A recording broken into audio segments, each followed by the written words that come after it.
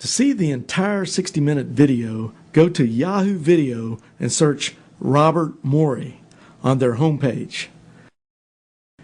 These links will also get you there.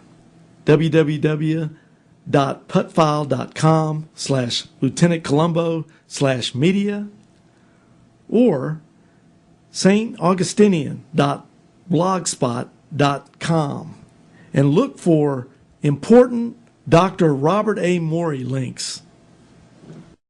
Welcome to Tales of the Strange and Weird.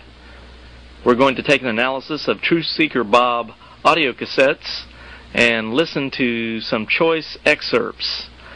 We'll begin with some excerpts from the Morey Believe It or Not Index, which is listed in the Recapping Events report. Case number 1, Morey's undated paper, A Brief Look at the Church of Rome, which is listed in the 1992 Research and Education Foundation catalog, topical outline 79. Quoting from Morey's paper, quote, "There is where the line is drawn with every cult. In a cult, the leadership always views itself as having equal or greater authority than the Bible. On this basis, we must conclude that the Church of Rome is a cult. Now, we recognize that some people do not view the Church of Rome as a cult because of its size and age. But the size or age of a religion cannot erase the fact of it being a cult if its authority structure is cultic. To put it simply, the Church of Rome is the oldest and biggest super cult of all time." End quote. What you just heard was from Truth Seeker Bob's topical outline 79, which was offered in his 1992 Research and Education Foundation catalog, which was continued to be offered for years afterwards. All right, now going to case number 2 from the Bible Answer Man show with Walter Martin, circa 1986-1987. This is from the Research and Education Foundation catalog tape E39. Let's hear what Truth Seeker Bob now has to say about Roman Catholicism. Okay, with that in mind, why is there very little information about Roman Catholicism when to me it seems like that it is against the teachings of Christianity and God in general more than any other false religion? Well, at one time it would have been very easy to say that Roman Catholicism is simply an overgrown cult. The Pope has the absolute infallible authority. My brother's a Catholic priest trained by Jesuits. I've debated Jesuit theologians, and I've had repeated to me ad nauseum, the Church made the Bible, the Church is over the Bible. And then I repeat to them ad nauseum, the Bible created the Church, for it was the preaching of the Word that created the Church to begin with. The Word is over the Church. So it's a merry-go-round situation when it comes to the issue of religious authority. Now, you also have some of the non-essential doctrines where there would be a difference of agreement on the afterlife, such as limbo and purgatory. But when it comes to certain essential Christian doctrines, such as the Trinity, the deity of Christ, his bodily resurrection, the things contained in the Apostles' Creed, this is where the Protestant and the Catholic can agree. So we're in a slightly different situation than we would if we were dealing with Mormons or Jehovah's Witnesses or some other group that denies the core of historic Christianity. I think also we could put a footnote on that. The basic structural theology of Roman Catholicism is Orthodox Christianity. It's the appendages of dogmatic theology through the centuries, even cultic structures within the Church, such as the cult of Mary, which they admit to themselves, which cause us great difficulty, and that's why we're Protestants. Okay? Okay, thank you very much. God bless you. Station break. Back in a moment. Live. In case 2, we heard Truth Seeker Bob take the Christian Research Institute, otherwise known as CRI, their line on Roman Catholicism. And, of course, Walter Martin himself put his footnote on it there at the end. So, Truth Seeker Bob apparently is not going along with what his topical outline, 79, is saying, even contradicting it about being an overgrown cult. Now, case number 3. From Truth Seeker Bob's audio cassette, Reformation versus Catholicism, REF Catalog B73, The Finished Work of Christ. The key issue, as a Christian, when I'm dealing with any cult, and Roman Catholicism is simply an overgrown cult that has 500 million people in it, and it's so overgrown you're sort of taken back, but that's all it is an overgrown cult. The central issue in any cult is the issue of religious authority. What is a cult?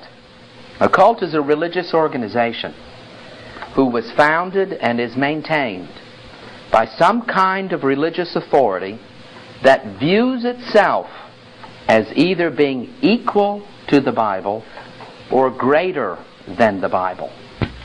The previous message was given by Truth Seeker Bob on November the 1st, 1987, apparently after he had done the radio interview with Walter Martin on the previous excerpt that we listened to. Now, we go to case number 4 from Truth Seeker Bob's 1991 Hope Chapel seminar, the question and answer session listed in the Research and Education Foundation catalog, tape number G83. A few quick questions here. Some people consider Catholicism to be a cult. How would you view that? It depends on how you define the word cult.